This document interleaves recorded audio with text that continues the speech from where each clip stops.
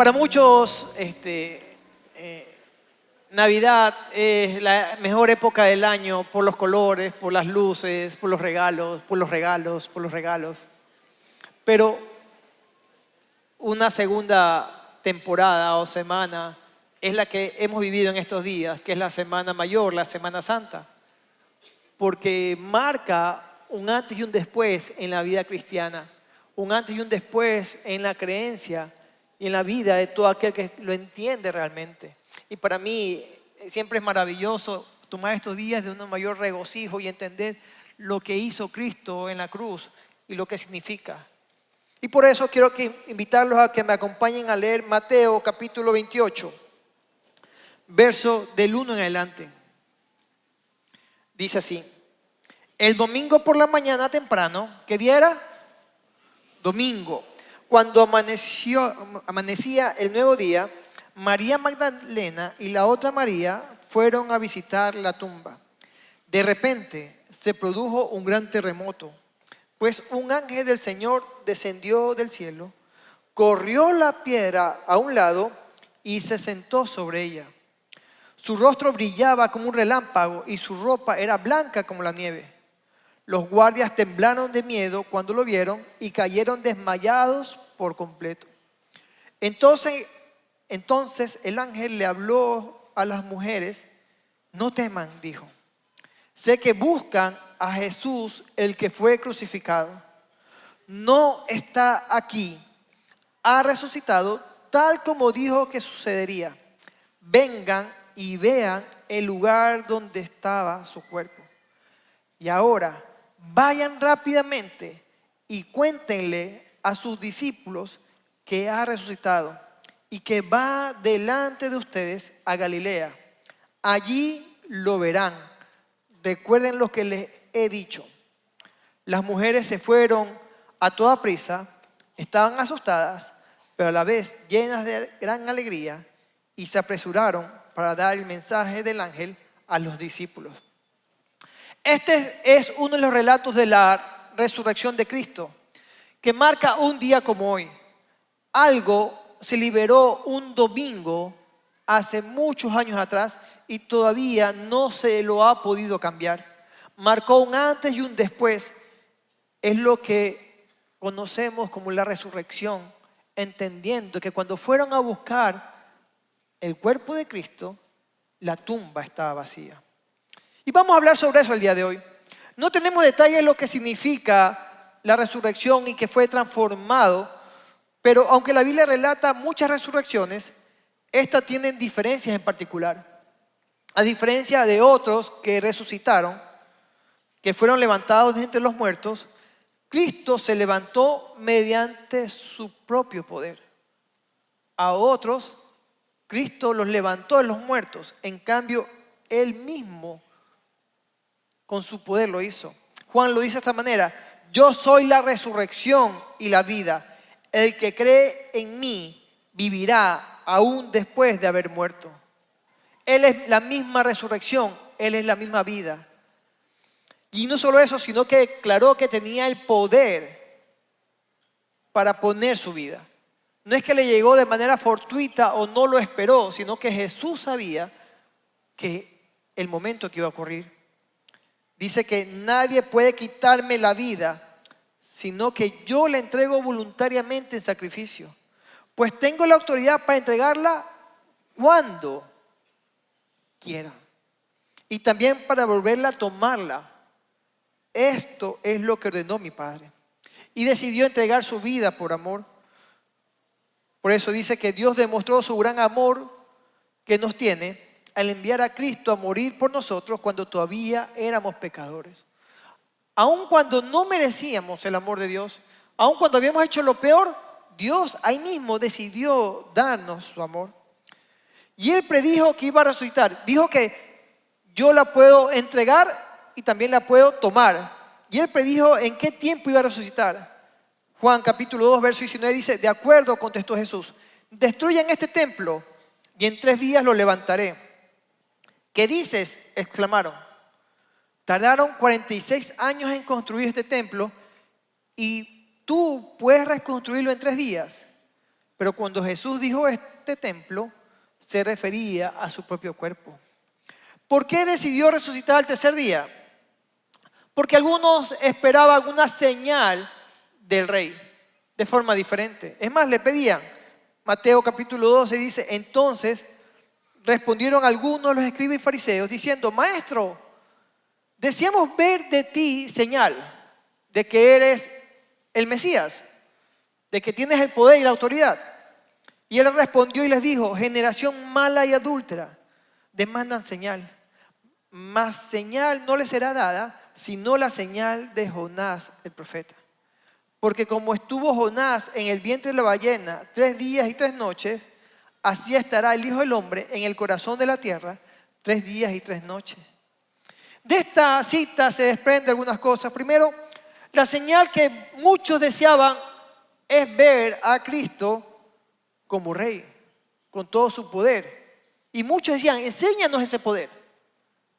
Pero Jesús dijo, la única señal que verán es esta señal mesiánica que ocurrió con Jonás, que ocurrirá en el tiempo que lo he dicho. Esto, la resurrección, fue una obra conjunta entre el Padre, el Espíritu Santo, con el Hijo. Romanos capítulo 8, verso 11 dice, el Espíritu de Dios, quien levantó a Jesús de los muertos, vive en ustedes. Y así como Dios levantó a Cristo Jesús de los muertos, Él dará vida a sus cuerpos mortales mediante el mismo Espíritu que vive en ustedes.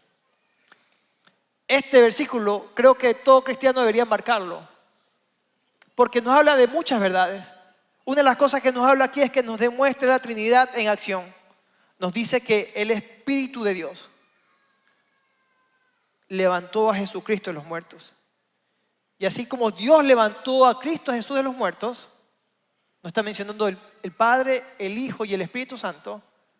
Y así como levantó y tuvo el poder para levantar a Cristo Jesús de la muerte, va a levantar tu vida si estás dispuesto a creer.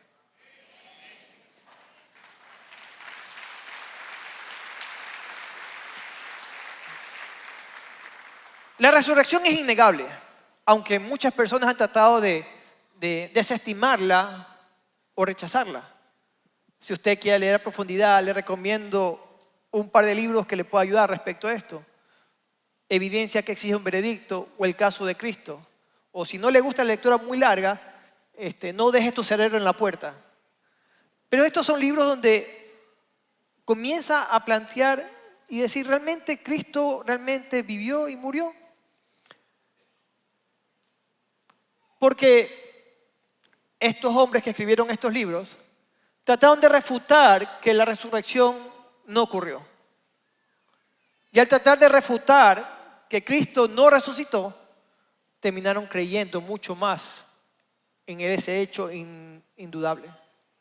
Así que si quiere leer a más profundidad, le invito a leer. Pero se desprende algunas teorías para refutar la resurrección. De un grupo de personas que piensan de que esto fue una fábula, un cuento, simplemente una historia mal contada o hechos que tal vez no coincidieron. Y hay 3 teorías que quiero hablar el día de hoy. Y la primera teoría es la teoría del engaño. Esta teoría dice que los discípulos inventaron la resurrección practicando un engaño, una estafa, un fraude, robando su cuerpo y declarando que la tumba estaba vacía, cuando realmente ellos fueron los que vaciaron la tumba. Ellos movieron la piedra y ellos sacaron el cuerpo. Y esta teoría toma fuerza porque se comenzó a propagar en ese tiempo. Algunos argumentos en contra respecto a esto de aquí. Y la primera pregunta es, ¿cómo es posible que algo así haya ocurrido? ¿Cómo es posible que haya robado este cuerpo? ¿Era tan fácil robar el cuerpo? Mateo capítulo 27, verso 62 dice que al día siguiente de la muerte, que era el día de descanso, los principales sacerdotes y los fariseos fueron a ver a Pilato. Le dijeron, Señor, recordamos lo que dijo una vez ese mentiroso Jesús cuando todavía estaba con vida. Luego de 3 días resucitaré de los muertos. Por lo tanto, le pedimos que selle la tumba hasta el tercer día. Eso impedirá que sus discípulos vayan y roben su cuerpo. Y luego le digan a todo el mundo que Él resucitó de los muertos. Si eso sucede, estaremos peor que al principio.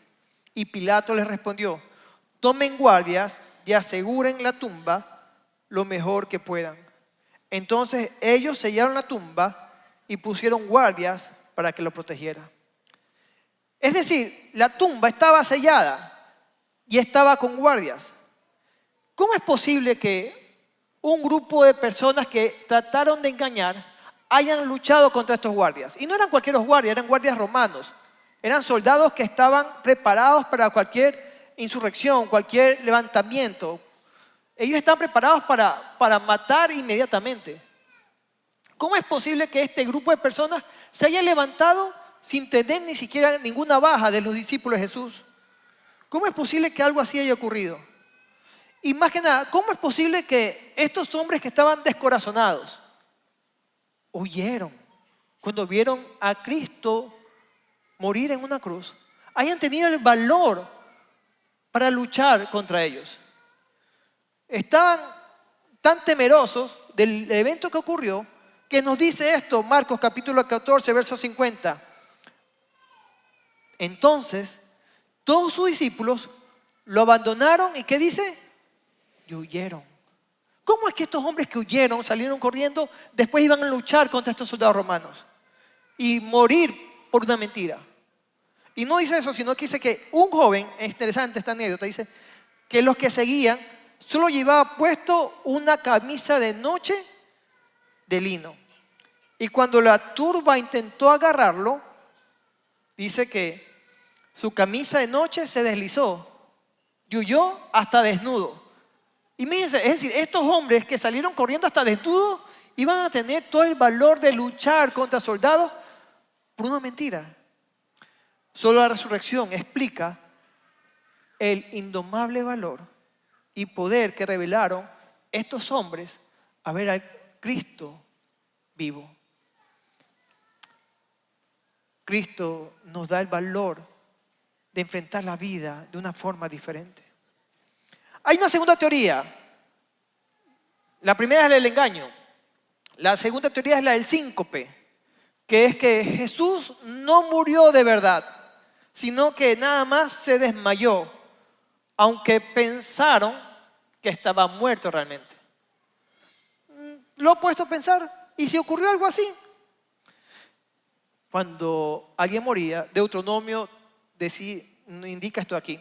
Si alguno hubiera cometido algún crimen por el que merece la muerte y la justicia es colgándolo de un madero, no deje que su cuerpo pase la noche expuesto en el patíbulo. Enterrarlo sin falta el mismo día. Este es un argumento de creer que Jesús no murió y una forma de tratar de entender que la resurrección no es real. Obviamente, algunos argumentos respecto a esto aquí es que marca realmente la forma en que fue azotado, golpeado, cómo fue expuesto. Eso era una muerte que ocurría con cualquiera. Era una forma de matar a aquel que había hecho las cosas incorrectas. Pero con Jesús no solo ocurrió todo eso, sino que algo que ocurrió es que también un soldado romano cogió una lanza y lo atravesó con toda su fuerza a través de un costado. Juan lo relata de esta manera. Pero cuando llegaron a Jesús, vieron que ya estaba muerto. Así que no le quebraron las piernas. Sin embargo, uno de los soldados le atravesó el costado con una lanza y de inmediatamente salió ¿qué cosa? Sangre y agua. Si usted tiene la oportunidad de conversar con un doctor, que haya salido sangre y agua de un costado atravesado por una lanza puede ser algunas cosas. Un principio de un paro que le haya dado por el estrés o entre otras cosas. Posiblemente la sangre ya para ese momento se haya coagulado y lo que salió fue primero los coágulos de sangre y después fue el plasma como tal y pareciera que fuera agua. Pero si usted puede hablar con un doctor y tal vez es un cirujano y le dice, ¿sabes qué? ¿Qué pasa si te llega una persona que tuvo un accidente y le atravesaron una lanza por un costado y se le sacan la lanza y tú tienes que intervenirlo? ¿Pudieras hacerlo para que siga vivo? Capaz que lo que te diría es, bueno, si viene inmediatamente y tengo, no en cualquier lugar, sino que voy a un quirófano y trataría de ver la manera de que eso ocurra, es posible, casi imposible de que viva. Él no solo que fue traspasado una lanza por un costado, sino que fue y lo enterraron. No tuvo atención inmediata. Entonces es casi imposible de que haya vivido alguien con ese tipo de herida. Y esto nos demuestra algunas cosas. Primero, ¿por qué salió sangre? Y nos demuestra que Jesús fue 100% real. Él se hizo humano por amor. Y a la vez nos evidencia que ningún cuerpo humano hubiera sobrevivido a este tipo de herida y que Él murió realmente. Ahora, bueno, ¿qué pasa si es que hubiese sobrevivido a eso? Que pareciera que es casi imposible que hubiera sobrevivido a esa lanza. Y a todos los golpes, y a ser colgado, y a todo el sufrimiento que padeció. ¿Qué hubiese pasado si hubiese pasado eso de ahí? Bueno, ¿cómo Jesús engañó a tanta gente después de eso? ¿Cómo pudo en esa condición exhausta de casi morir, después presentarse primero rodando en la piedra él mismo y que nadie lo vea? ¿Cómo pudo en esa condición aparecerse a discípulos y parecer que estaba vivo sin ni siquiera ninguna herida que haga que se desenvuelva mal? Es más, dice que caminó junto con sus discípulos un largo trayecto conversando con ellos como que nada hubiese pasado. Y se le presenta a sus discípulos también y come con ellos. Imagínense una persona que está a punto de morir, en 3 días, caminar como que no hubiese pasado. Y después de eso, ¿qué pasó? ¿Cómo vivió en secreto? Y esto deja más dudas que respuestas. Y lo único que nos da la forma correcta de entender que no pasó este síncope es que realmente Cristo murió y resucitó y está vivo.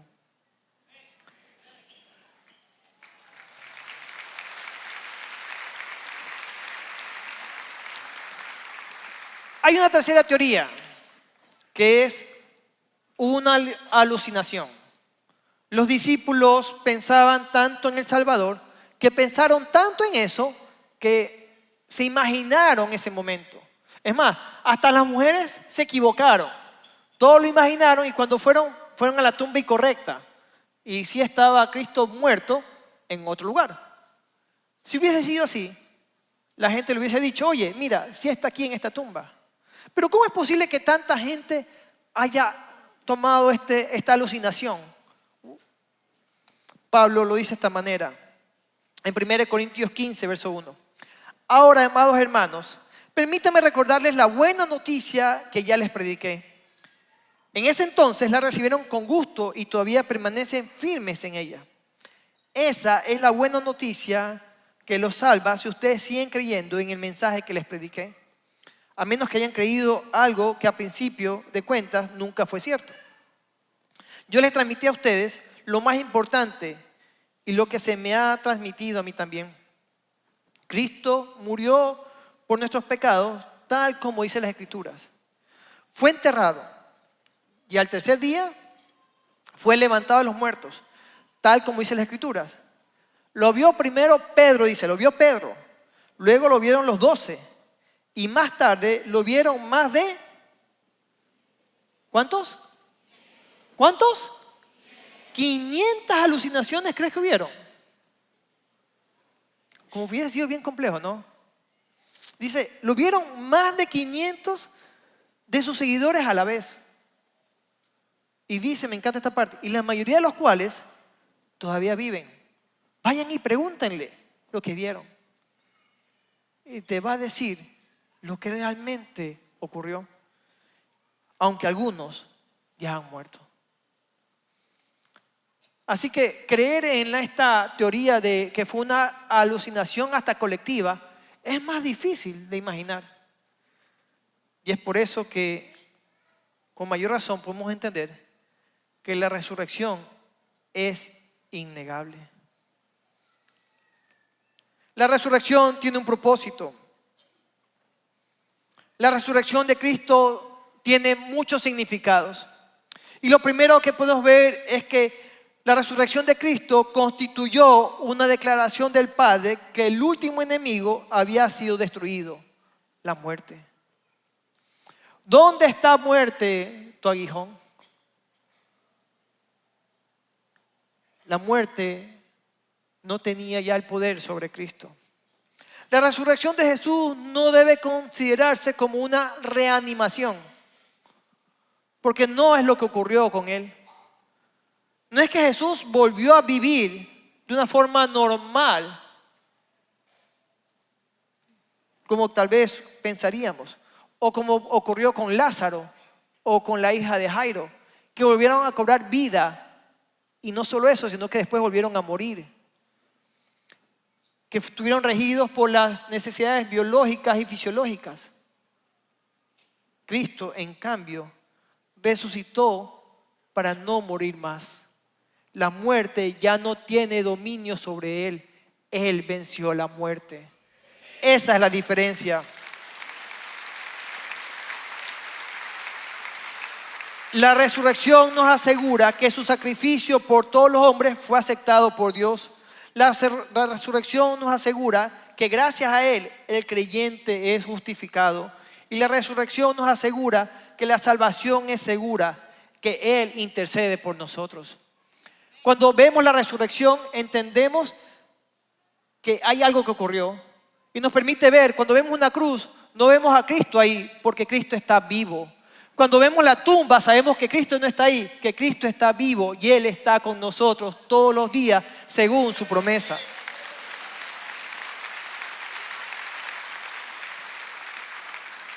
Supongamos que usted está viajando y va a un camino y tiene que elegir la forma correcta de llegar a su destino. Y en el camino se topa con dos personas. Una persona que está muerta y otra persona que está viva. ¿A quién le va a preguntar? ¿A quién le va a preguntar? Al que está vivo. Si usted quiere llevar la forma correcta de su vida, pregúntele a Cristo que está vivo. Muchas veces nos llenamos muchas ideas, filosofías, conocimiento de personas muertas, pero el único que está vivo y nos habla es Cristo Jesús. Y eso hace la diferencia en nosotros.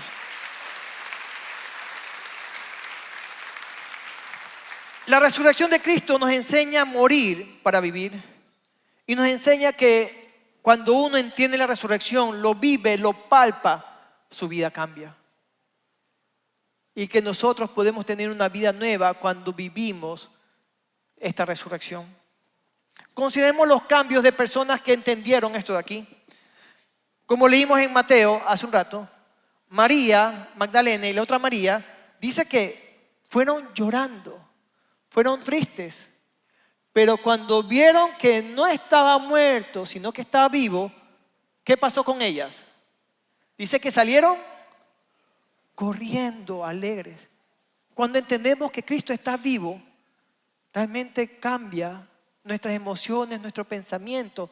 Y tal vez eso que tal vez está viviendo, Dios permite que el gozo de su salvación venga hacia nosotros y nos permita vivir diferente. Nos dice también la palabra de Dios en Lucas que Cleofas y otros discípulos estaban desanimados, no tenían razón, caminaban sin sentido en su vida. Aunque sabían dónde tenían que ir, simplemente no tenían razón para su vida.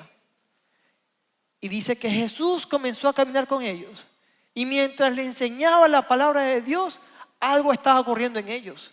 Y cuando Jesús levanta la copa y comienza el partimiento del pan, ahí se da cuenta de que está vivo. Y sus ojos quitan ese velo. Y lo dicen, ¿cómo ardía nuestro corazón cuando nos enseñaba las Escrituras? Cuando entendemos que Cristo está vivo, nuestro corazón se llena de propósito y nuestro corazón comienza a arder.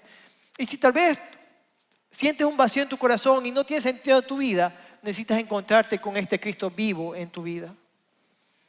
Nos dice también que los discípulos pasaron a ser personas que se escondieron, que hasta salieron corriendo desnudos, a ser personas que estaban dispuestos a entregar su vida y dieron su vida por esta verdad.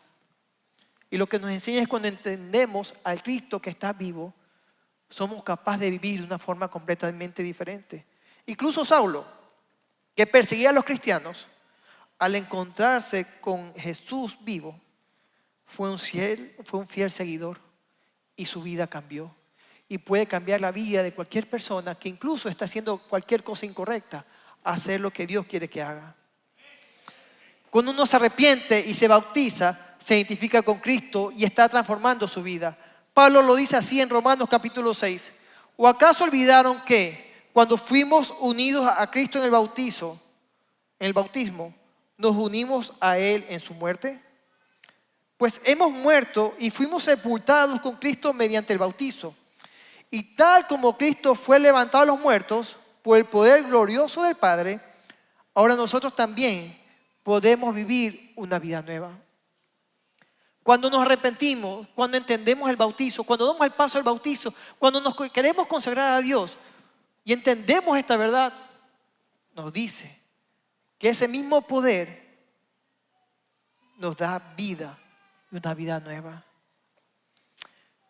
Y lo tercero que podemos entender con la resurrección de Cristo es que así como Él fue transformado, nosotros también. Pablo lo dice en Corinto, así como todos mueren porque todos pertenecemos a Adán, todos los que pertenecen a Cristo recibirán vida nueva. Pero esta resurrección tiene un orden. Cristo fue resucitado como el primero de la cosecha. Luego todos los que pertenecemos a Cristo serán resucitados cuando Él regrese. Pero permítanme revelarles un secreto maravilloso. No todos moriremos. Algunos sí. Pero indudablemente todos seremos transformados. Y sucederá en un instante, en un abrir y cerrar de ojos, cuando se toque la trompeta final. Pues cuando suene la trompeta, los que hayan muerto resucitarán para vivir por siempre. Y nosotros, los que estemos vivos, también seremos transformados. Esa es nuestra promesa.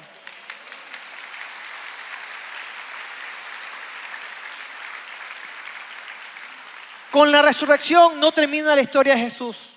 Mejor dicho, recién empieza un nuevo capítulo. La única manera es encontrar con el Cristo que está vivo. Él no está en el sepulcro, Él desea vivir en tu corazón. Jesús nos está enseñando a morir. Morir al egoísmo, morir al pecado, al temor, a la codicia, morir a nuestro yo interior, a nuestra vieja vida, para que el nuevo yo, por el poder del Espíritu, nos transforme, como lo leímos en Romanos capítulo 8, 11.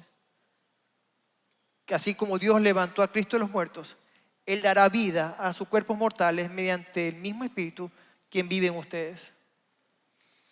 La cruz es la señal que algo en nosotros debe morir, al igual que lo hizo Cristo.